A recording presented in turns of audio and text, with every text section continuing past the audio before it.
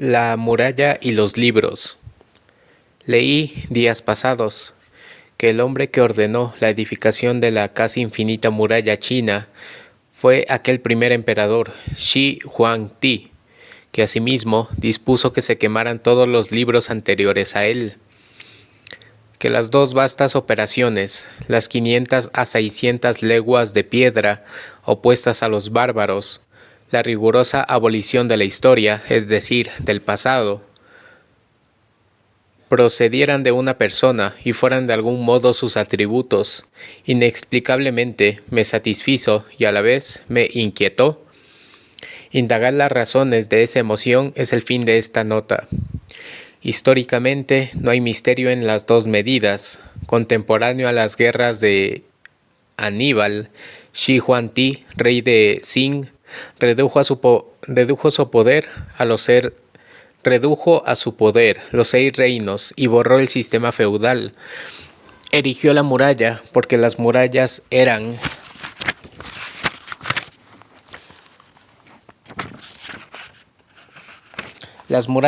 defensas. Quemó los libros porque la oposición los invocaba para alabar a los antiguos emperadores, quemar libros y erigir fortificaciones.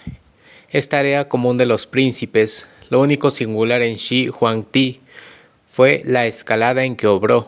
Así lo dejan entender algunos sinólogos, pero yo siento que los hechos que he referido son algo más que una exageración o una hipérbole de disposiciones triviales. Cercar un huerto o un jardín es común, no cercar un imperio. Tampoco es baladí pretender que la más tradicional de las razas renuncie a la memoria de su pasado, mítico o verdadero. 3000 años de cronología tenían los chinos, y en esos años el emperador amarillo y Chuang Tzu y Confucio y Lao Tzu, cuando Shi Huangdi ordenó que la historia empezara con él. Shi Huangdi había desterrado a su madre por libertina. En su dura justicia, los ortodoxos no vieron otra cosa que una impiedad. Shi Huangdi, tal vez, quiso borrar los libros canónigos, porque éstos lo acusaban. Shi Huangdi, tal vez, quiso abolir todo el pasado para abolir un solo recuerdo, la familia de su madre. No de otra suerte un rey, en Judea, hizo matar a todos los niños para matar a uno. Esta conjetura es atendible, pero nada nos dice de la muralla, de la segunda cara del mito. Shi Huangdi, según los historiadores, prohibió que se mencionara la muerte y buscó el elixir de la inmortalidad, y se recluyó en un palacio figurativo, que constaba de tantas habitaciones como hay días en el año. Estos datos sugieren que la muralla en el espacio y el incendio en el tiempo fueron barreras mágicas destinadas a detener la muerte. Todas las cosas quieren persistir en su ser, ha escrito Baruch Spinoza. Quizá el emperador y sus magos creyeron que la inmortalidad es intrínseca y que la corrupción no puede entrar en un orbe cerrado. Quizá el emperador quiso recrear el principio del tiempo y se llamó primero, para ser realmente primero, y se llamó Huangdi, para ser de algún modo Huangdi, el legendario emperador que inventó la escritura y la brújula. Según el libro de los ritos, dio su nombre verdadero a las cosas. Parejamente, Shi Huangdi se jactó, en inscripciones que perduran, de que todas las cosas, bajo su imperio, tuvieran el nombre que les conviene. Soñó fundar una dinastía inmortal. Ordenó que sus herederos se llamaran segundo emperador, tercer emperador, cuarto emperador, y así hasta lo infinito. He hablado de un propósito mágico. También cabría suponer que erigir la muralla y quemar los libros no fueron actos simultáneos. Esto, según el orden que eligiéramos, nos daría la imagen de un rey que empezó por destruir y luego se resignó a conservar, o la de un rey desengañado que destruyó lo que antes defendía. Ambas conjeturas son dramáticas, pero carecen, que yo sepa, de base histórica. Herbert Alan Giles cuenta que quienes ocultaron los libros fueron marcados con un hierro candente y condenados a construir hasta el día de su muerte la desaforada muralla. Esta noticia favorece o tolera otra interpretación. ¿Acaso la muralla fue una metáfora? ¿Acaso Shi Huangdi condenó a quienes adoraban el pasado a una obra tan vasta como el pasado, tan torpe y tan útil? ¿Acaso la muralla fue un desafío de Shi Huangdi? Pensó. Los hombres aman el pasado, y contra ese amor nada puedo, ni pueden mis verdugos. Pero alguna vez habrá un hombre que sienta como yo, y ese, y ese, a ver, perdón, y ese destruirá mi muralla, como yo he destruido los libros. Y ese borrará mi memoria, y será mi sombra, mi espejo, y no lo sabrá. ¿Acaso Shi Huangdi amuralló el imperio porque sabía que éste era deslenable y destruyó los libros por entender que eran libros sagrados, o sea, libros que enseñan lo que enseña el universo entero o la conciencia de cada hombre? ¿Acaso el incendio de las bibliotecas y la edificación de la muralla son operaciones que de un modo secreto se anulan? La muralla tenaz que en ese momento y en todos proyecta sobre tierras que no veré. Su sistema de sombras es la sombra de un César que ordenó que la más reverente de las naciones quemara su pasado. Es verosímil que la idea que nos toque de por sí, fuera de las conjeturas que permite. Su virtud puede estar en la oposición de construir y destruir en enorme escala. Generalizando el caso anterior, podríamos inferir que todas las formas tienen su virtud en sí mismas y no en un contenido conjetural. Esto concordaría con la tesis de Benedetto Croce, ya pater. Sí, pater dice, no entiendo el término. En 1877 afirmó que todas las artes aspiran a la condición de la música, que no es otra cosa que forma. La música, los estados de felicidad, la mitología, las caras trabajadas por el tiempo, ciertos crepúsculos y ciertos lugares, quieren decirnos algo, o algo dijeron que no hubiéramos debido perder, o están por decir algo. Esta inminencia de una revelación que no se produce es quizá el hecho estético. Buenos Aires, 1950. Sobre Oscar Wilde. Mencionar el nombre de Wilde es mencionar a un dandy que fuera también un poeta. Es evocar la imagen de un caballero dedicado al pobre propósito de asombrar con corbatas y con metáforas. También es evocar la noción del arte como un juego selecto o secreto, a la manera del tapiz de Hugh Bereker y del tapiz de Stephen George, y del poeta como un laborioso monstrum artifex. Plinio 28 es evocar el fatigado crepúsculo del siglo XIX y esa opresiva pompa de invernáculo o de baile de máscaras. Ninguna de estas evocaciones es falsa, pero todas corresponden, lo afirmo, a verdades parciales y contradicen o descuidan hechos notorios. Consideremos, por ejemplo, la noción de que Wilde fue una especie de simbolista. Un cúmulo de circunstancias la apoya. Wilde, hasta 1881, dirigió a los estetas y 10 años después a los decadentes. Rebecca West pérfidamente lo acusa. Henry James III de imponer a la última de estas sectas el sello de la clase media. El vocabulario del poema de Finks es estudiosamente magnífico. Wilde fue amigo de Schwab y de Mallarmé. La refuta un hecho capital, en el verso o en prosa. La sintaxis de Wilde es siempre simplísima.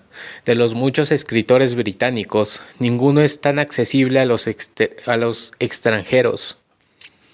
Lectores incapaces de descifrar un párrafo de Kipling o una estrofa de William Morris empiezan y concluyen de la misma tarde. Lady Winder, esa no la entiendo. Fang, La métrica de Wilde es espontánea, o quiere parecer espontánea.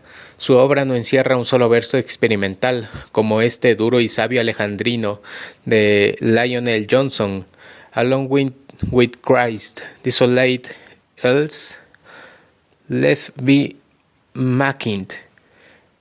Disculpen, todos disculpen, pero ya voy a aprender a hablar inglés mejor. La insignificancia técnica de Wilde puede ser un argumento a favor de su grandeza intrínseca. Si la obra de Wilde correspondiera a la índole de su fama, la integrarían meros artificios del tipo de Les Palais nómadas, o de los crepúsculos del jardín. En la obra de Wilde esos artificios abundan. Recordemos el 11º capítulo de Dorian Gray, o de Harlow House, o Symphony in Yellow. Pero su índole adjetiva es notoria. Wilde puede prescindir de esos purple patches, retazos de púrpura, frase cuya invención la atribuyen Ricketts y Hesketh Wernersson, pero que ya registran el exordio de la epístola a los pisones. Esa atribución prueba el hábito de vincular al nombre de Wilde la noción de pasajes decorativos. La insignificancia técnica de Wilde puede ser un argumento a favor de su grandeza intrínseca. Si la obra de Wilde correspondiera a la índole de su fama, la integraría meros artificios del tipo Les Palais nómades o de los crepúsculos del jardín. En la obra de Wilde esos artificios abundan. Recordemos el 11º capítulo de Dorian Gray, o de Harlow House, o Symphony in Yellow, pero su índole adjetiva es notoria.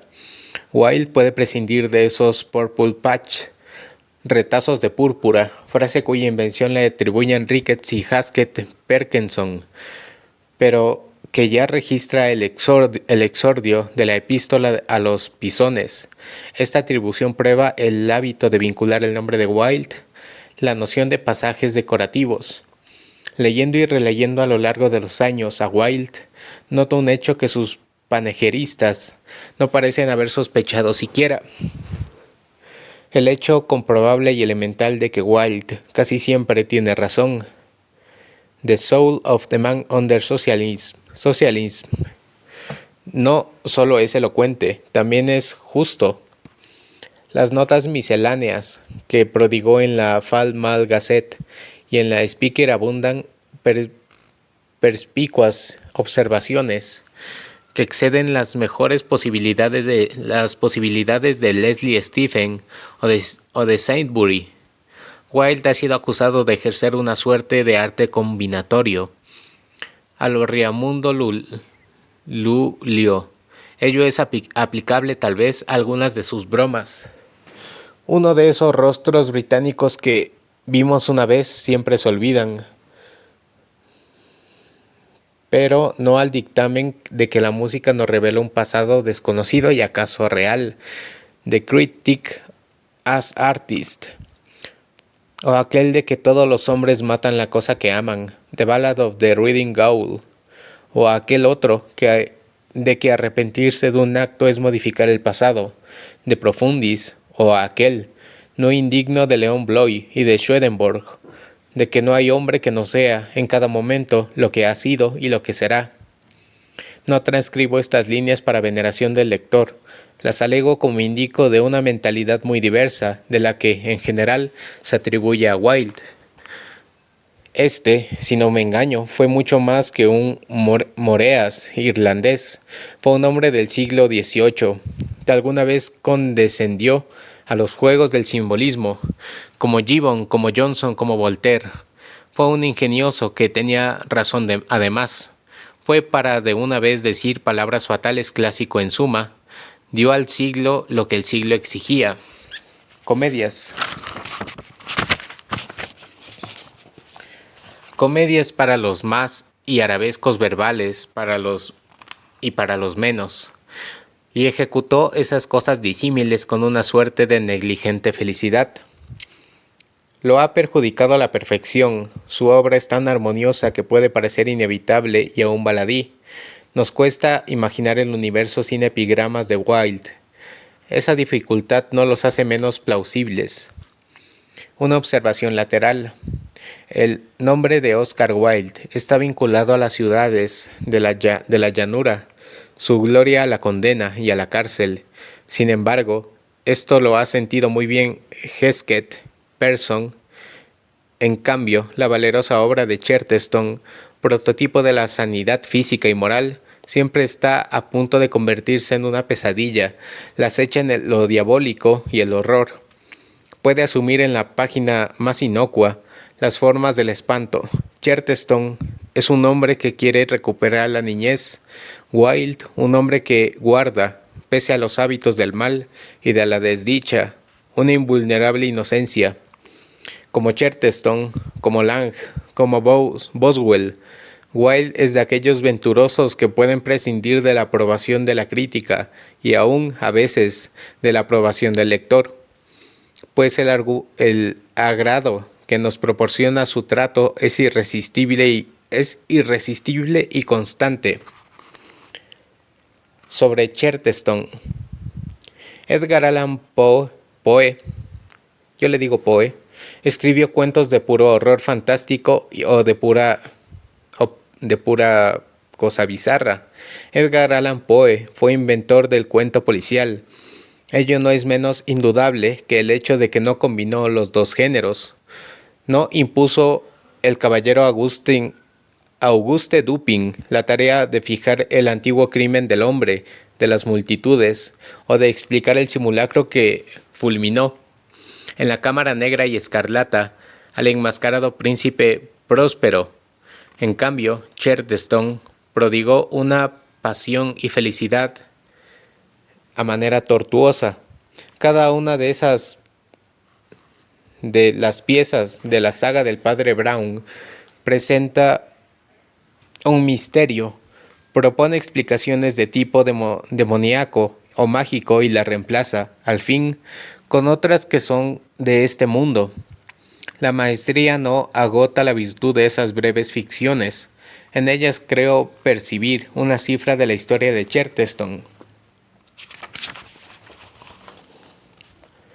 Un símbolo o un espejo de Chesterton. La repetición de su esquema a través de los años y de los libros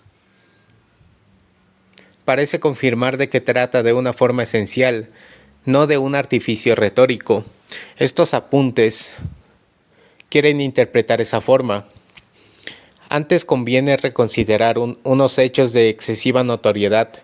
Chesterton fue católico. Chesterton creyó en la Edad Media de los pre-rafaelistas. Chesterton pensó, como Whitman, que el mero hecho de ser es tan prodigioso que ninguna desventura debe eximirnos de una suerte de cósmica gratitud. Tales creencias pueden ser justas, pero el interés que promueven es limitado. Suponer que agotan a Chesterton es olvidar que un credo es el último término de una serie de procesos mentales y emociones, y que un hombre es toda la serie. En este país, los católicos exaltan a Chesterton, los librepensadores lo niegan, como todo escritor que profesa un credo. Chesterton es juzgado por él, es reprobado o aclamado por él.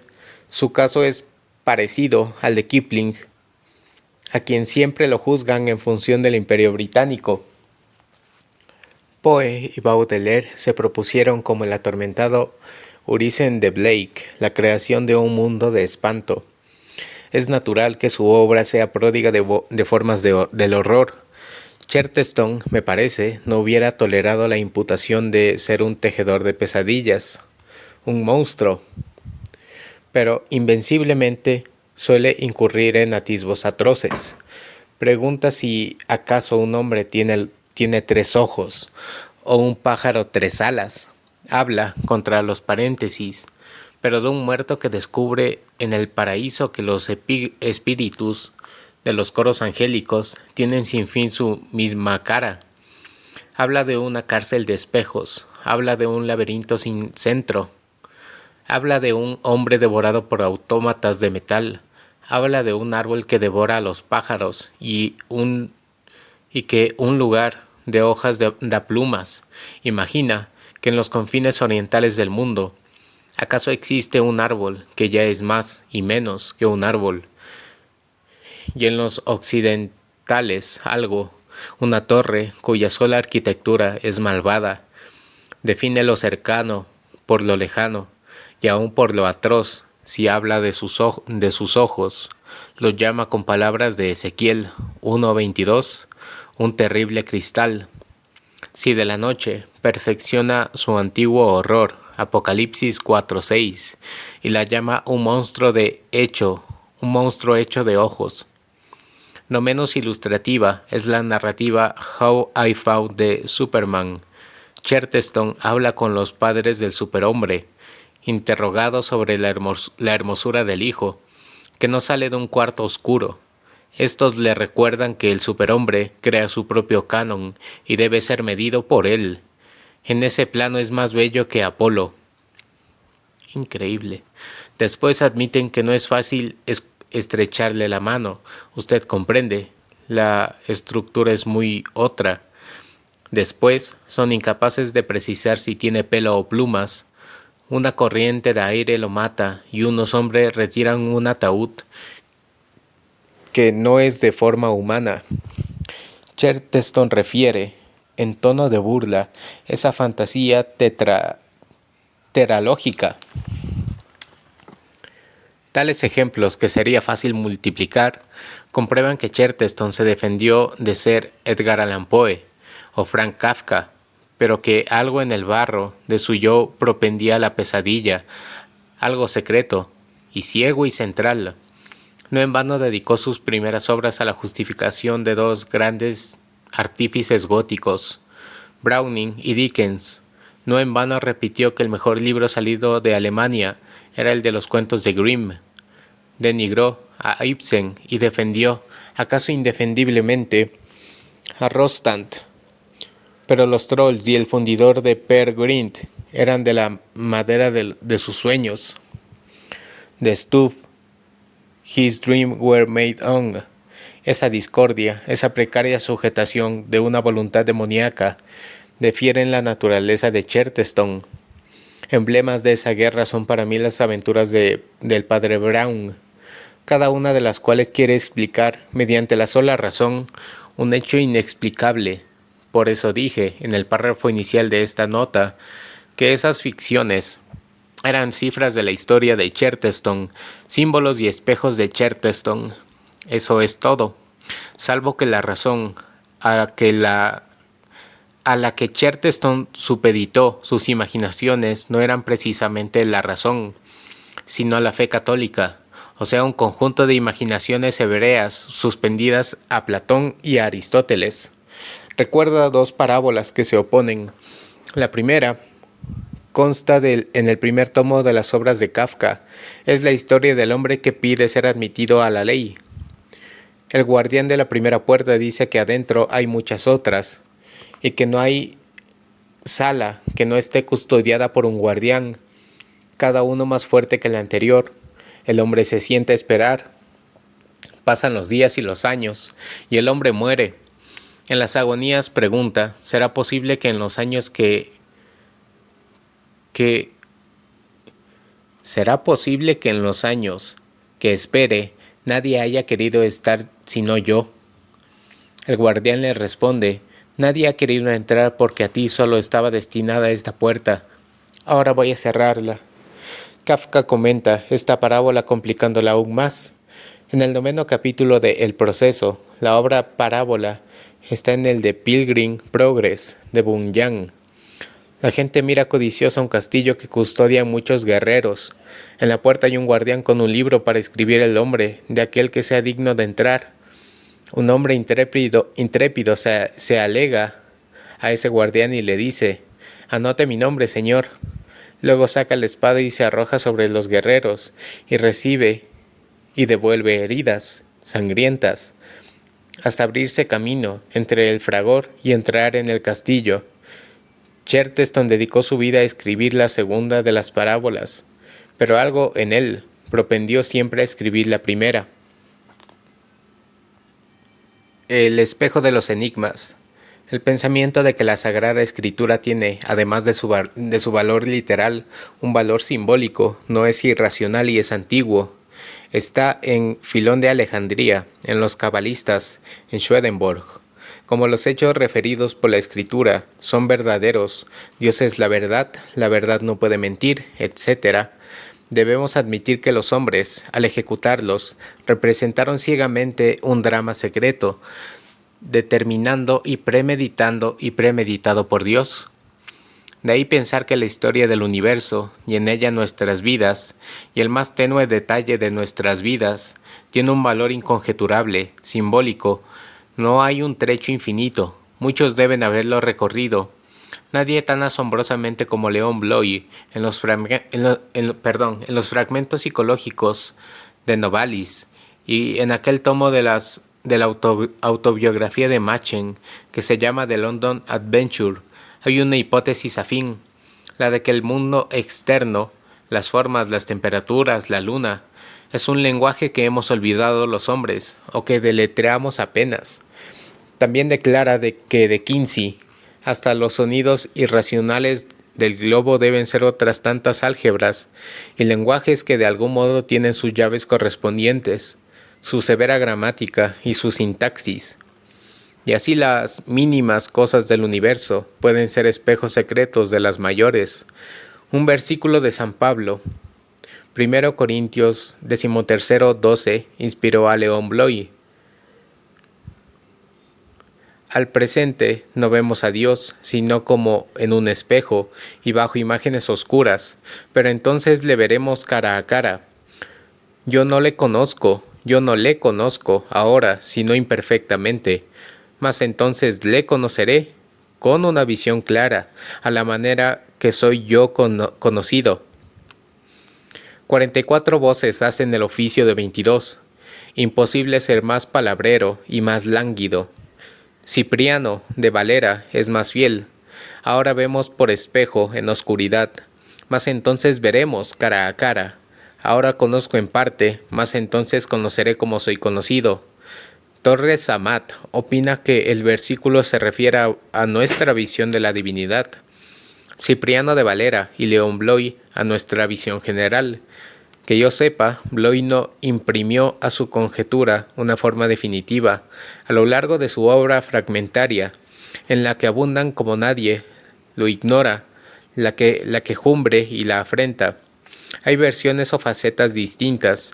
He aquí unas cuantas, que he rescatado de las páginas clamorosas de Le Méridien Ingrand, de Levieux, de la Montagne. No creo haberlas agotado.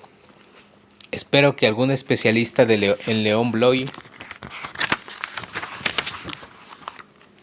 yo no lo soy, las complete y las rectifique. La primera es de junio de 1894.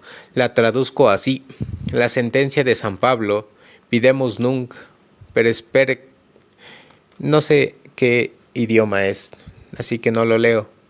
Sería una claraboya para sumergirse en el abismo verdadero, que es el alma del hombre. La aterradora inmensidad de los abismos del firmamento es una ilusión, un reflejo exterior de nuestros abismos, percibidos en un espejo. Debemos invertir nuestros ojos y ejercer una astronomía sublime en el infinito de nuestros corazones, por los que Dios quiso morir. Si vemos la Vía Láctea, porque el alma es porque existe verdaderamente en nuestra alma. La segunda es de noviembre del mismo año. Recuerdo una de mis ideas más antiguas. El zar es el jefe y el padre espiritual de 150 millones de hombres. Atroz responsabilidad que solo es aparente. Quizá no es responsable ante Dios, sino de unos pocos seres humanos. Si los pobres de su imperio están oprimidos durante su reinado, si de ese reinado resultan catástrofes inmensas, quién sabe si el sirviente encargado de lustrarle las botas no es el verdadero y solo culpable. En las disposiciones misteriosas de la profundidad, ¿Quién es de veras zar? ¿Quién es rey? ¿Quién puede jactarse de ser un mero sirviente? La tercera es de una carta escrita en diciembre. Todo es símbolo, hasta el dolor más desgarrador. Somos durmientes que gritan en el sueño. No sabemos si tal cosa que nos aflige no es el principio secreto de nuestra alegría ulterior. Vemos ahora, afirma San Pablo, literalmente, en enigma por medio de un espejo.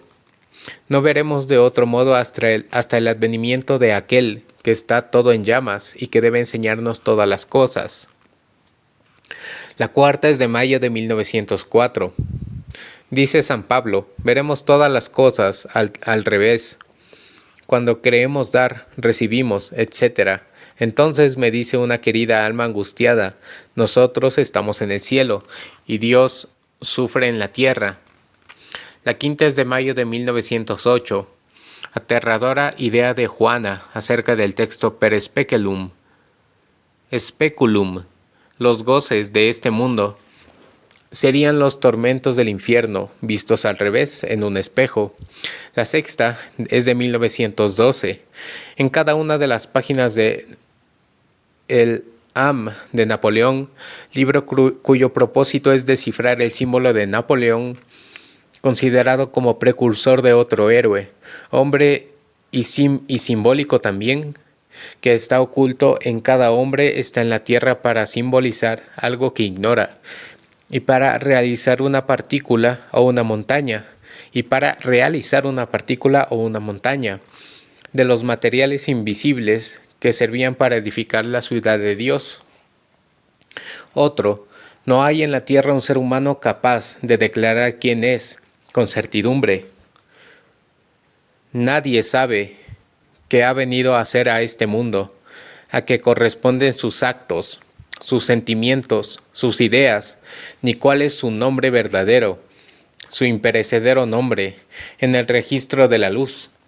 Su historia es un inmenso texto litúrgico, donde las iotas y los puntos no valen menos que los versículos o capítulos íntegros, pero la importancia de unos y de otros es indeterminable y está profundamente escondida. Los anteriores párrafos tal vez parecerán al lector meras gratitudes de Bloy, que yo sepa, no se cuidó nunca de razonarlos. Yo me atrevo a juzgarlos verosímiles, acaso inevitables, dentro de la doctrina cristiana. Bloy, lo repito, no hizo otra cosa que aplicar a la creación entera el método que los cabalistas judíos aplicaron a la escritura. Estos pensaron que una obra dictada por el Espíritu Santo era un texto absoluto, vale decir que un texto donde la colaboración del azar es calculable en cero. Esa premisa portentosa de un libro impenetrable a la contingencia, de un libro que es un mecanismo de propósitos infinitos, les movió a permutar las palabras escriturales, a sumar el valor numérico de las letras, a tener en cuenta su forma, a observar las minúsculas y mayúsculas, a buscar acrósticos y anagramas y a otros rigores exegéticos de los que no es difícil burlarse. Su apología, la escritura del Dios, es que nada puede ser contingente y de en la piedra, obra de una inteligencia de un infinita. hemisferio casi perfecto. Leon Bloy postula, si bien el piso, ese carácter que también es de jeroglífico, piedra, es que algo es menor carácter de escritura que divina, un de círculo criptografía máximo, de los ángeles, hecho que en agrava todos los de algún modo instantes los y en todos los sentimientos seres de del opresión mundo. y de vastedad. El supersticioso cree Un muro penetrar medianero, esa escritura la corta. orgánica. Aunque 13 altísimo, comensales no toca la parte superior de la articulan bóveda. el símbolo de la muerte, un De un lado ópalo estoy amarillo, yo, Sinacán, el de la desgracia. mago de la pirámide de Es dudoso que el mundo que tenga Pedro de sentido. Alvarado incendió. Es más dudoso de Aún un que tenga doble y hay un triple jaguar sentido. que mide con secretos Observará el pasos incrédulo. iguales al tiempo Yo entiendo y el que es espacio así, de los pero entiendo que el mundo jeroglífico arrastra el postulado suelo, por Bloy una larga ventana es con el que más barrotes conviene corta a el la muro divinidad central. del Dios En intelectual la hora sin sombra, de el los mediodía, teólogos. Se abre una, Ningún hombre sabe quién es, se abre afirmó León Bloy. una trampa en lo Nadie alto y un como carcelero él, que ha para ido borrando ilustrar los esa años, ignorancia íntima. maniobra con Se una creía un roldana católico de hierro riguroso y nos y fue baja un en la continuador de punta de los un cordel, cabalistas, un cántaros con hermano agua y secreto trozos de de carne. Swedenborg y de La Blake, luz entra en la bóveda. En ese heresiarcas. instante puedo ver el jaguar. He perdido la cifra de los años que yazgo en la tiniebla. Yo que alguna vez era joven y podía caminar por esta prisión, no hago otra cosa que aguardar, en la postura de mi muerte, el fin que me destinan los dioses. Con el hondo cuchillo de pedernal he abierto el pecho de las víctimas y ahora no podría, sin magia, levantarme del polvo. La víspera del incendio de la pirámide, los hombres que bajaron de los altos caballos me castigaron con metales ardientes para que revelara el lugar de un tesoro escondido. Abatieron delante de mis ojos el ídolo del dios, pero éste no me abandonó y me mantuve silencioso entre los tormentos. Me laceraron, me rompieron, me deformaron y luego desperté en esta cárcel, que ya no dejaré en mi vida mortal. Urgido por la fatalidad de hacer algo, de poblar de algún modo el tiempo, quise recordar en mi sombra todo lo que sabía. Noches enteras malgasté en recordar el orden y el número de unas sierpes de piedra o la forma de un árbol medicinal. Así fui develando los años, así fui entrando en posesión de lo que ya era mío. Una noche sentí que me acercaba a un recuerdo preciso. Antes de ver el mar, el viajero siente una agitación en la sangre. Horas después empecé a avistar el recuerdo. Era una de las tradiciones del dios. Prevenido, que en el fin de los tiempos ocurrirían muchas desventuras y ruinas, escribió el primer día de la creación una sentencia mágica, apta para conjeturar estos males. La escribió de manera que llegara a las más apartadas generaciones y que no la tocara el azar. Nadie sabe en qué punto la escribió ni con qué caracteres, pero nos consta que perdura, secreta, y que la leerá un elegido. Consideré que estábamos como siempre en el fin de los tiempos, que mi destino de último sacerdote del Dios me daría acceso al privilegio de intuir esa escritura. El hecho de que me rodeara una cárcel no me vedaba esa esperanza. ¿Acaso yo habría visto miles de veces la inscripción de Ka-Olom y solo me faltaba entenderla? Esta reflexión me animó y luego me infundió una especie de vértigo. En el ámbito de la tierra hay formas antiguas, formas incorruptibles y eternas. Cualquiera de ellas podría ser el símbolo buscado. Una montaña podría ser la palabra de Dios, o un río, o el imperio, o la configuración de los astros. Pero en el curso de los siglos las montañas se allanan, y el camino del río suele desviarse. Los imperios conocen mutaciones y estragos, y la figura de los astros varía. En el firmamento hay mudanza. La montaña y la estrella son individuos, y los individuos caducan. Busqué algo más tenaz, más invulnerable. Pensé en las generaciones de los hombres. Quizá en mi cara estuviera escrita la magia. Quizá yo mismo fuera el fin de mi busca. En ese afán estaba cuando recordé que el jaguar era uno de los atributos del Dios. Entonces mi alma se llenó de piedad. Imaginé la primera mañana del tiempo. Imaginé a mi Dios confiando el mensaje a la piel viva de los jaguares, que se amarían y se engendrarían sin fin, en cavernas, en cañaverales, en islas, para que los últimos hombres lo recibieran. Imaginé esa red de tigres, ese caliente laberinto de tigres, dando horror a los prados y a los rebaños para conservar un dibujo. En la otra celda había un jaguar. En su vecindad percibí una confirmación de mi conjetura y un secreto favor. Dediqué largos años a aprender el orden y la configuración de las manchas. Cada ciega jornada me concedía un instante de luz, y así pude fijar en la mente las negras formas que tachaban el pelaje amarillo. Algunas incluían puntos, otras formaban rayas transversales, y en la cara interior de las piedras, otras anuales, se repetían. ¿Acaso eran un mismo sonido o una misma palabra? Muchas tenían bordes rojos. No diré las fatigas de mi labor. Más de una vez grité a la bóveda que era imposible descifrar aquel texto. Gradualmente, el enigma concreto que me atareaba me inquietó menos que el enigma genérico de una sentencia escrita de un dios. ¿Qué tipo de sentencia?, me pregunté. Construir a una mente absoluta. Consideré que aun en los lenguajes humanos no hay posición que no implique el universo entero. Es decir, el tigre...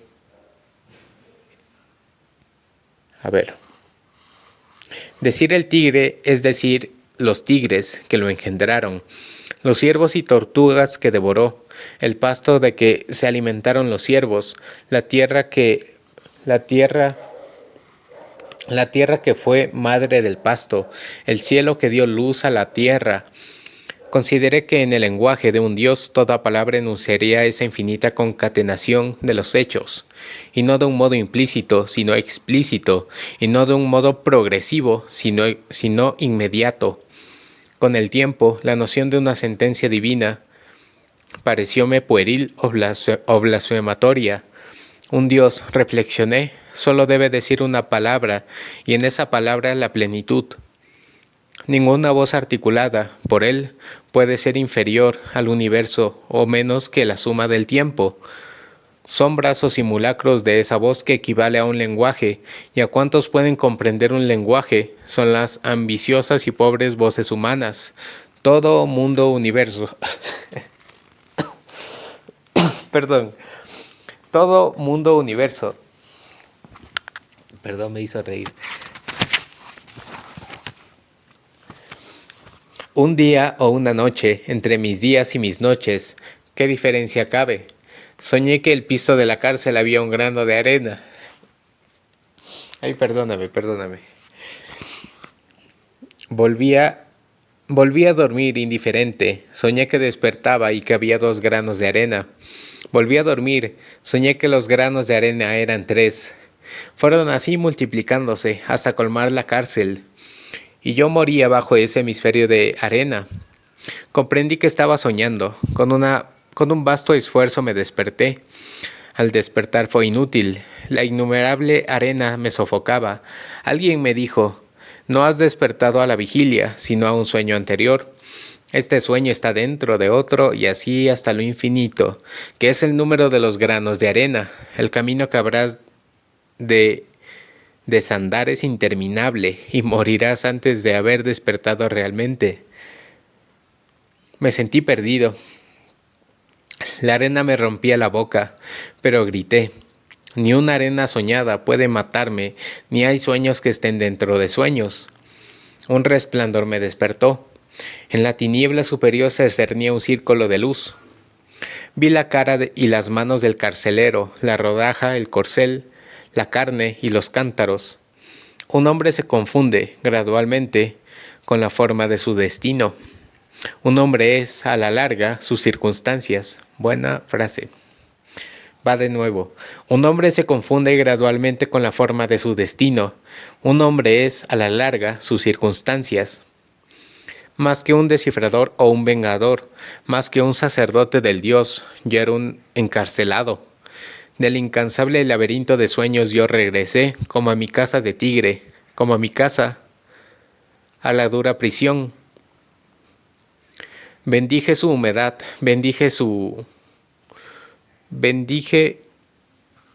déjame verle bien. Bendije su humedad, bendije su tigre, sí leí bien primero. Bendije el agujero de luz, bendije mi cuerpo doliente, bendije la niebla y la piedra. Entonces ocurrió lo que no puedo olvidar ni comunicar. Ocurrió la unión con la divinidad, con el universo. No sé si estas palabras difieren. El éxtasis no repite sus símbolos. Hay quien ha visto a Dios en un resplandor, hay quien lo ha percibido en una espada o en los círculos de una rosa. Yo vi una rueda altísima que no estaba delante de mis ojos ni detrás, ni a los lados, sino en todas partes, a un tiempo. Esa rueda estaba hecha de agua, pero también de fuego, y era, aunque se veía el borde, infinita. Entretejidas la formaban todas las cosas que eran, que serán, que son y que fueron. Y yo era una de las hebras de esa trama total, y Pedro de Alvarado, que me dio tormento, era otro. Ahí estaban las causas y los efectos, y me bastaba ver esa rueda para entenderlo todo. Sin fin, oh dicha de entender, mayor que la de imaginar o la de sentir. Vi el universo y vi los íntimos designios del universo, vi los orígenes que narra el libro del común, vi las montañas que surgieron del agua, vi los primeros hombres de palo, vi las tinajas que se volvieron contra los hombres, vi a los perros que se destrozaron las caras, vi el Dios sin cara que hay detrás de los dioses, vi infinitos procesos que forman una sola felicidad, y entendiéndolo todo, alcancé también a entender la escritura del tigre. Es una fórmula de 14 palabras casuales, que parecen casuales, y me bastaría decirle en voz alta para ser todopoderoso. Me bastaría para abolir esta cárcel de piedra, para que el día entrara en mi noche, para ser joven, para ser inmortal, para que el tigre destrozara a Alvarado, para asumir el santo cuchillo en pechos españoles, para reconstruir la pirámide, para reconstruir el imperio. 40 sílabas, 14 palabras, y yo, Sinacán, regiría las tinieblas que rigió Moctezuma, pero yo sé que nunca diré estas palabras, porque ya no me acuerdo de Sinacán. Que muera conmigo el misterio que está escrito en los tigres. Quien ha entrevisto el universo, quien ha entrevisto los ardientes designios del universo, no puede pensar en un hombre, en sus triviales dichas o desventuras, aunque ese hombre sea él. Ese hombre ha sido él, y aunque no le importa, ¿qué le importa la suerte de aquel otro? ¿Qué le importa la nación de aquel otro, si él ahora es nadie? Por eso no pronuncio la fórmula, por eso no dejo que se me olviden los días acostado en la oscuridad. Aema Rizo Platero. De las alegorías a las novelas. Para todos nosotros, la alegoría es un error estético. Mi primer propósito fue escribir, no es otra cosa que un error de estética, pero luego noté que mi sentencia comportaba una alegoría. Que yo sepa, el género alegórico ha sido analizado por Schopenhauer, por De Quincey, por Francesco de Sanctis, por Krauss y por Chesterton. Y en este ensayo me limitaré a los últimos. Krauss niega el arte alegórico, Chesterton lo vindica. Opino que la razón está con aquel, pero me gustaría saber cómo pudo gozar de tanto favor una forma que nos parece injustificable. Las palabras de Krauss son cristalinas. Bástame repetirlas en español, sin el símbolo concebido como inseparable de la intuición artística. Es sinónimo de la intuición misma, que siempre tiene carácter ideal. Si el símbolo es concebido separable, si por un lado puede separarse el símbolo y por otro la cosa simbolizada, se recae en el error intelectualista. El supuesto símbolo es la exposición de un concepto abstracto. Es una alegoría, es ciencia, o arte que remeda la ciencia, pero también debemos ser justos con lo alegórico y advertir que en algunos casos este es inocuo. El de Jerusalén libertada puede extraerse cualquier moralidad. Del Adonis de Marino, poeta de la lascivia, la reflexión de que el placer desmesurado termina en el dolor. Ante la estatura, el escultor puede colocar un cartel diciendo que esta es la clemencia o la bondad. Tales alegorías, agregadas a una obra conclusa, no la perjudican. Son expresiones que extrínsecamente se añaden a otras expresiones. A la Jerusalén se añade una página en prosa que expresa otro pensamiento del poeta. El Adonis, un verso o una estrofa que expresa lo que aquel poeta quiere dar a entender. A la estatua, la palabra clemencia o a la palabra bondad. En la página 222 del libro, la poesía, Bari, 1946, el tono es más hostil. La alegoría no es un modo directo de manifestación espiritual, sino una suerte de escritura o de criptografía. Krauss no admite diferencia entre el contenido y la forma. Esta es aquel y aquel es esta. La alegoría le parece monstruosa porque aspira a cifrar en una forma dos contenidos, el inmediato o literal. Dante, guiado por Virgilio, llega a Beatriz, y el figurativo, el hombre finalmente, llega a la fe, guiado por la razón. Juzga que esa manera de escribir comporta laboriosos enigmas. Chesterton, para vindicar lo alegórico, empieza por negar que el lenguaje agote la expresión de la realidad. El hombre sabe que hay, en el alma, tintes más desconcertantes, más innumerables y más anónimos que los colores de una selva otoñal. Cree, sin embargo, que esos tintes, en todas sus fusiones y conversiones, son representables con precisión por los mecanismos del anterior. De una bolsita salen realmente ruidos, que significa todos los misterios de la memoria y todas las agonías del anhelo. Declarado insuficiente el lenguaje, hay lugar para otros. Una alegoría puede ser uno de ellos, como la arquitectura o la música. Está formada de palabras, pero no es un lenguaje de lenguaje, un signo de otros signos, un laborioso y vano sinónimo. No sé muy bien cuál de los emitentes contradictores tiene razón. Sé que el arte alegórico pareció alguna vez encantador. El laberíntico román de la Rose, que perdura en 200 manuscritos, consta de 25.000 versos, y ahora es intolerable. Sentimos que además de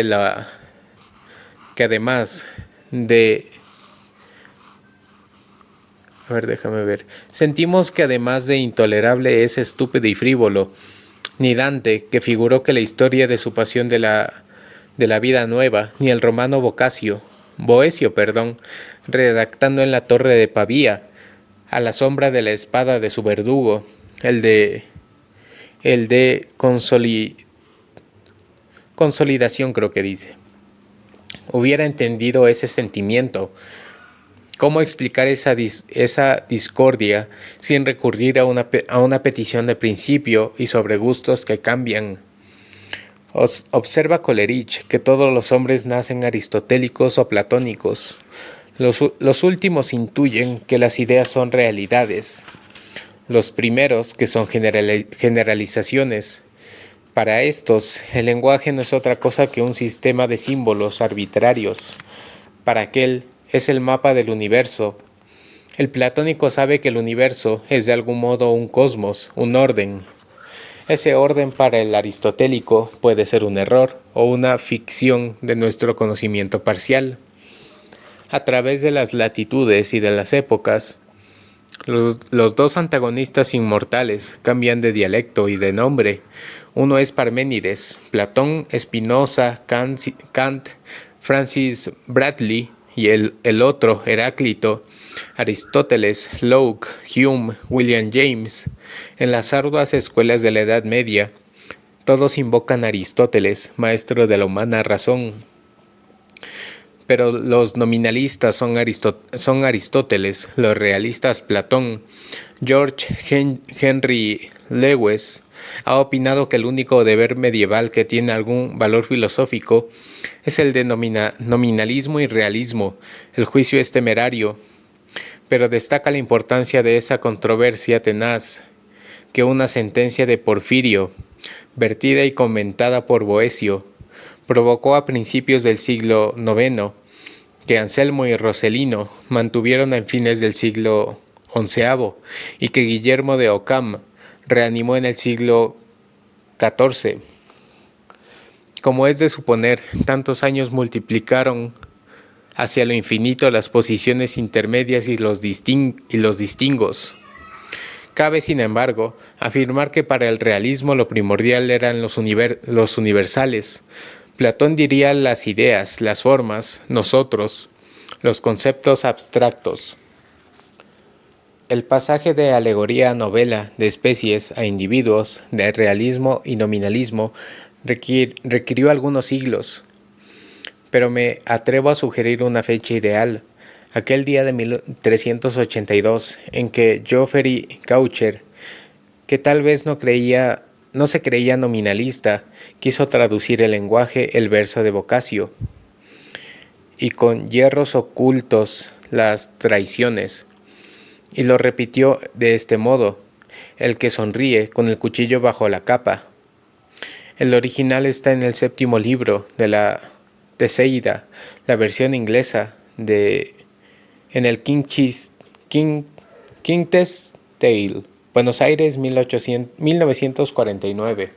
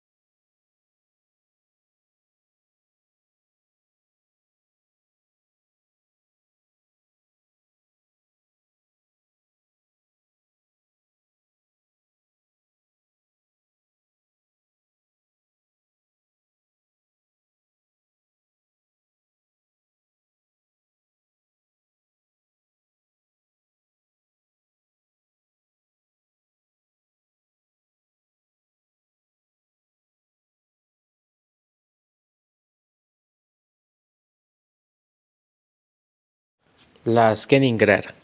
En las historias de la literatura se lee que el verso germánico medieval constaba de dos hemistiquios. En el primero, dos palabras aliteraban, es decir, empezaban con el mismo sonido. En el último, una palabra aliterada con las dos anteriores. Esa estructura rigurosa no siempre corresponde a la realidad. Líneas como Ofer, Brada, Brinu, Britene, Sotam, sobre el ancho mar buscaron a los británicos. De la oda de Branumbur, donde el grupo consonántico BR ocurre 3 veces, son relativamente raras. Gesmer ha escrito que el verso aliterado es mejor que el rimado, ya que en él cada línea es una unidad, pero olvida que no permite la formación de estrofas, al cabo de 3 versos rimados. Faltar pudo su patria al grande Osuna, pero no a su defensa sus hazañas. Diéronle muerte y cárcel las Españas. Al oído espera la repetición de la rima en una, al cabo de 2 versos aliterados. No tiene ánimo para el arpa ni para la distribución de anillos, ni para el goce de la mujer, ni para las esperanzas del mundo. Nadie recuerda la aliteración inicial. Deliberadamente hemos elegido 2 versos anglosajones con triple aliteración. Ya hemos observado que en general estos son infrecuentes. Vemos, por ejemplo, el fragmento heroico de Finnsburg, que es una de las piezas más antiguas de la poesía germánica. Data, verosímilmente, del 8º siglo de nuestra era o de fines del 7º. De los 48 versos que lo integran, solo 20 contienen las 3 aliteraciones del canon, y los restantes se limitan a 2. Pasemos de un ejemplo anglosajón a un ejemplo alemán, el no menos famoso cantar de Hildebrand, que data del siglo IX, pero cuya rusticidad y llaneza corresponden a una etapa muy primitiva. 67 versos lo forman, solo 25 encierran 3 palabras aliteradas. Más preciso, pues es hablar de voces acentuadas, marcadas dentro de lo posible por la aliteración. Es curioso observar que las vocales aliteraban entre sí, aunque eran abiertas. Esta asimilación de sonidos tan diferentes como la A y la U solo se explica postulando una ligera aspiración inicial, un principio de H, como en la entonación tucumana del español. El número de sílabas de cada verso era indeterminado. La literatura empieza por la poesía, y la poesía por la épica, y es como si antes de hablar el hombre cantara, ya que el origen de la literatura es oral. Esta prioridad bien puede atribuirse a la virtud memónica,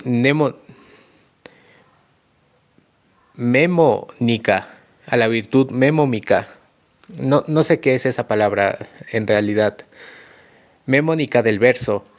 En el Indostán, según Witernist, los códigos estaban redactados en verso para que se fijaran en la memoria.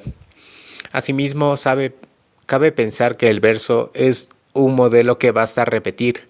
La prosa, en cambio, exige el hallazgo, como ha escrito Robert Louis Stevenson, de variaciones que constituyen al mismo tiempo un halago y una sorpresa. Los temas de la épica son harto escasos. La literación obligó al poeta a forjar sinónimos. Como el griego, los idiomas germánicos permiten la formación de voces compuestas. Esta facilidad surgió los sinónimos requeridos que, al principio, raras veces eran metáforas. Veamos en el diccionario anglosajón de Brosworth y Toller las 50 palabras compuestas cuyo prefijo es heilt, guerra, batalla. 6 solamente son metáforas: carámbano de guerra, gota de sangre, resplandor de batalla, espada, serpiente de la batalla, dardo, lluvia de la batalla, flechas, sudor de la batalla, sangre, lobo de la batalla, guerrero. Kenningar en plural es el hombre que dieron los escandinavos a estas metáforas. En Inglaterra, los poetas acabaron por sentir que tales figuras eran una suerte de lastre. Con el tiempo fue disminuyendo su empleo. Las elegías anglosajonas del siglo IX ya contienen muy pocas, o solo contienen aquellos que se oían como sinónimos habituales, no como metáforas. Así, en este pasaje del navegante, canta el guardián del velero, el cuchillo, presagiando amargos pesares al tesoro del pecho. Es preferible ver en la última Kenning un sinónimo de corazón y no una rebuscada perífrasis. Por lo demás, ya figura en el Beowulf. No así los Skald, los poetas cortesanos escandinavos. Estos pensaron: si la nave es el potro, o el ciervo, o el bisonte del mar, y el mar es el camino de la ballena, ¿por qué no llamar a la nave el potro del camino de la ballena? El método era peligroso y condujo a glaciales aberraciones como alimentador de los cisnes de la cerveza de la batalla. La cerveza de la batalla es la sangre, los cisnes que la beben, los cuervos, su alimentador, el guerrero que la derrama. Otro ejemplo: el morador de lo alto de la bestia uncida en la ola. La bestia uncida en la ola es la nave, lo alto de la nave es la popa, su morador el capitán, otro dispensador de las llamas del batallón del halcón. El campo del halcón es la muñeca, las llamas de la muñeca, las pulseras de oro resplandecientes. Quien las dispersa, el rey generoso. Las primitivas Kenningar eran ecuaciones de dos términos: agua de la espada, sangre. Las ulteriores lo fueron de muchos, que el auditorio debía despejar gradualmente. Su índole era técnica. El poeta como Joyce o como Ezra Pound versificaba para otros poetas, no para la emoción. Sería injusto omitir que las laboriosas perífrasis que hemos enumerado eran, en cada caso, una palabra única y asombrosa, hecha de sustantivos breves. Milgard, ORMR,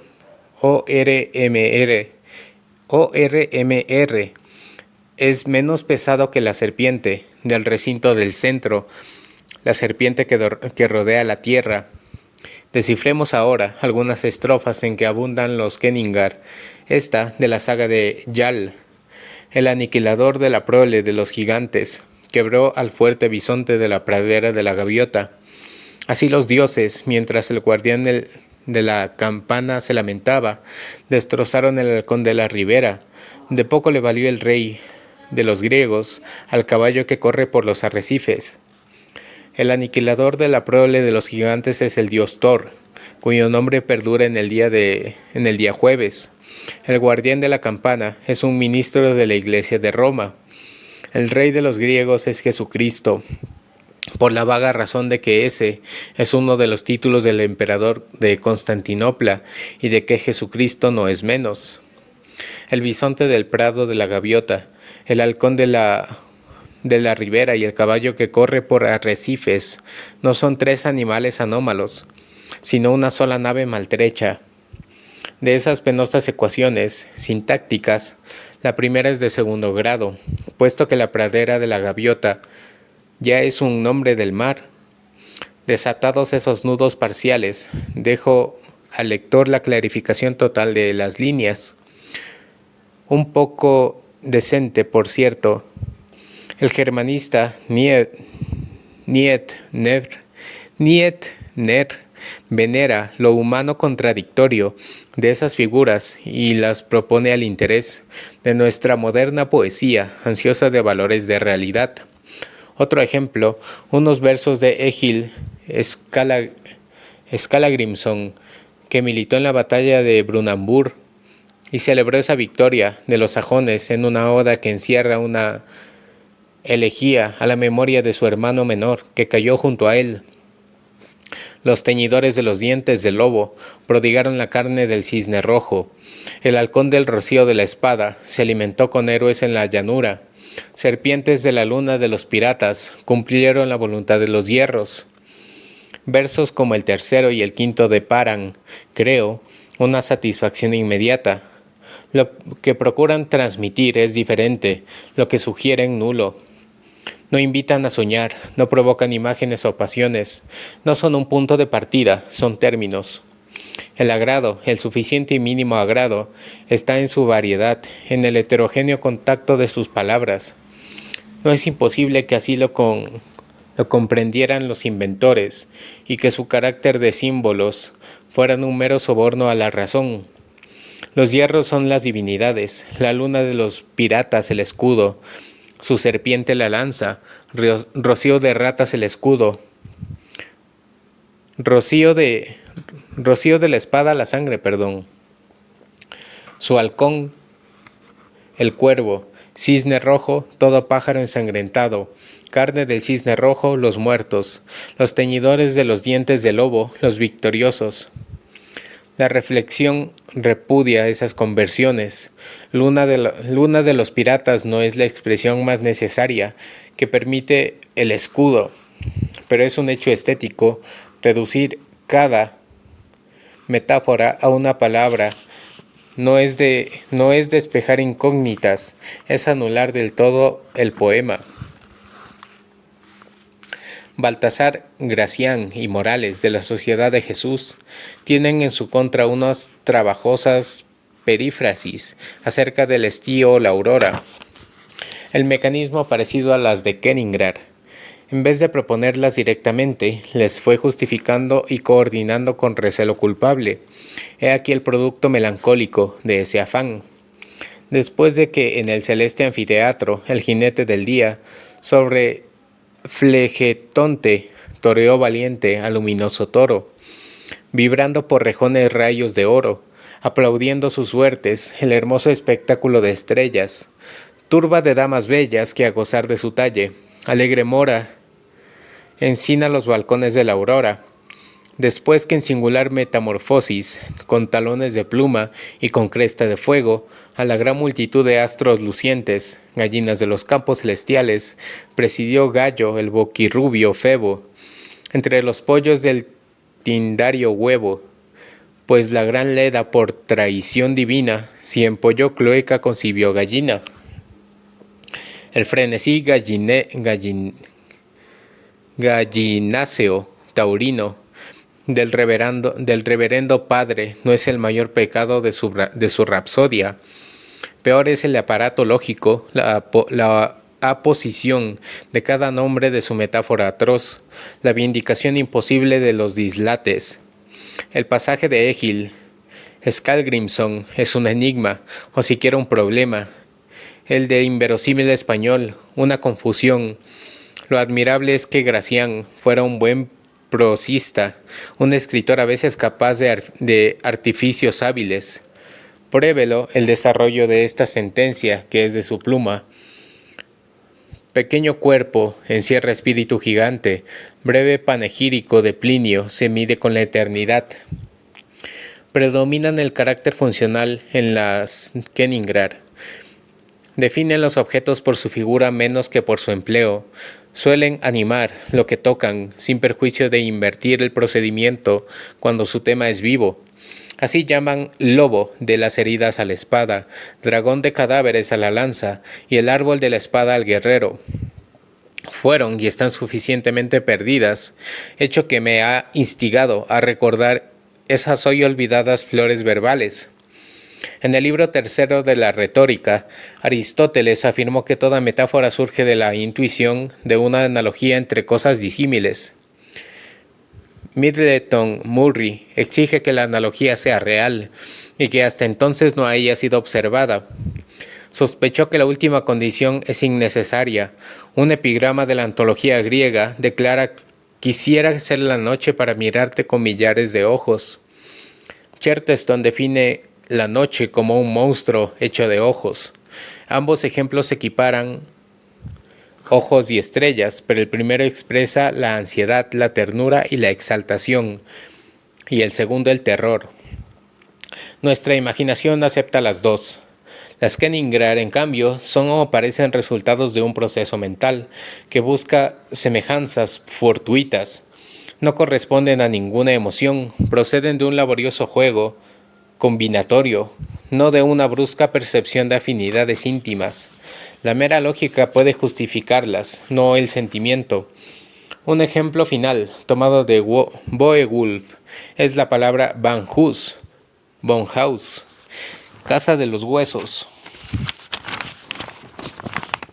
cuyo sentido es cuerpo. La lógica la justifica, ya que el esqueleto mora en el cuerpo. La imaginación la rechaza, ya que la sangre que camina y la carne sensible son más vivas que el hueso. Sobre los clásicos. Escasas disciplinas habrá de mayor interés que la etimología. Ello se debe a las imprevisibles transformaciones del sentido primitivo de las palabras a lo largo del tiempo. Dada tales transformaciones, que pueden lindar con lo paradójico, de nada o de muy poco nos servirá para la aclaración de un concepto el origen de una palabra. Saber qué cálculo en latín quiere decir piedrecita, que los pitagóricos las usaron antes de la invención de los números, no nos permite dominar los arcanos del álgebra. Saber que Hipócrita era actor y persona, máscara, no es un instrumento valioso para el estudio de la ética. Parejamente, para fijar lo que hoy entendemos por clásico, es inútil que este adjetivo descienda del latín classis, flota, que luego tomaría el sentido de orden.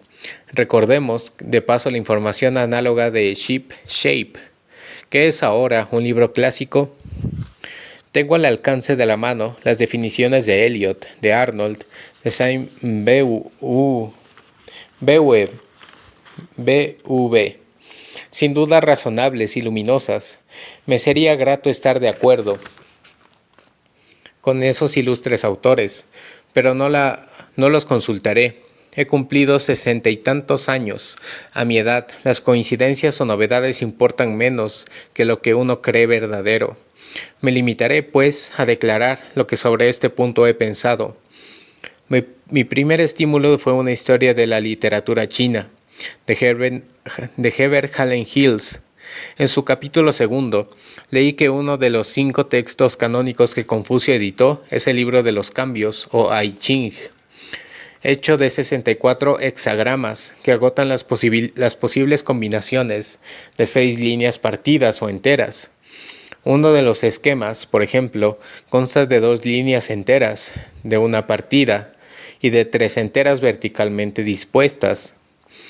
Un emperador prehistórico los habría descubierto en la caparazón de una de las tortugas sagradas.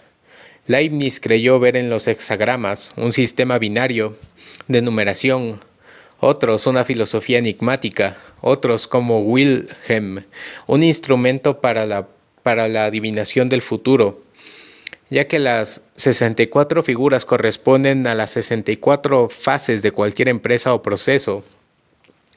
Otros, un vocabulario de cierta tribu, otros, un calendario. Recuerdo que Sul Solar solía reconstruir ese texto con palillos o fósforos. Para los extranjeros, el libro de los cambios corre el albur de parecer una mera chinoiserie. Para generaciones milenarias de hombres muy cultos lo han leído y referido con devoción y seguirán leyéndolo. Confucio declaró a sus discípulos que si el destino le otorgara 100 años más de vida, consagraría la mitad a su estudio y al de los comentarios o alas. Deliberadamente he elegido un ejemplo extremo, una lectura que reclama un acto de fe. Luego, ahora, a mi tesis. Clásico es aquel libro que una nación o un grupo de naciones o el largo tiempo ha decidido leer, como si en sus páginas todo fuera deliberado, fatal, profundo, como el cosmos y capaz de interpretaciones sin término.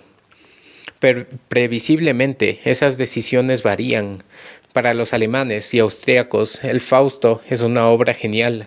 Para otros, una de las más famosas formas del tedio, como el Segundo Paraíso de Milton o la obra de Rabelais. Libros como el de Job, la Divina Comedia, Macbeth y para mí algunas de las sagas del norte prometen una larga inmortalidad, pero nada sabemos del porvenir, salvo que diferirá del presente. Una preferencia, ven, puede ser una superstición. No tengo vocación de iconoclasta. Hacia el año 30 creía, bajo el influjo de Macedonio Fernández, que la belleza es un privilegio de unos pocos autores. Ahora sé que es común y que está acechándonos en las casuales páginas del mediocre o en un diálogo callejero. Así, mi desconocimiento de las letras malayas o húngaras es total, pero estoy seguro de que si el tiempo me deparara la ocasión de su estudio, encontraría en ellas todos los alimentos que requiere el espíritu. Además de las barreras lingüísticas, intervienen las políticas o geográficas. Burns es un clásico en Escocia. Al sur del Tweed interesa menos que Dunbar o que Stevenson. La gloria de un poeta depende, en suma, de la excitación o de la apatía de las generaciones de hombres anónimos que la ponen a prueba en la soledad de sus bibliotecas. Las emociones que la literatura suscita son quizá eternas, pero los medios deben constantemente variar, siquiera de un modo levísimo, para no perder en virtud. Se gastan a medida que los reconoce el lector. De ahí el peligro de que afirman que existen obras clásicas y que lo serán para siempre. Cada cual descree de su arte, de sus artificios. Yo me he resignado a poner en duda la indefinida perduración de Voltaire o de Shakespeare. Creo, esta tarde de uno de los últimos días de 1965, en la de Schopenhauer y en la de Berkeley. Clásico no es un libro, lo repito, que necesariamente posee tales o cuales méritos. Es un libro que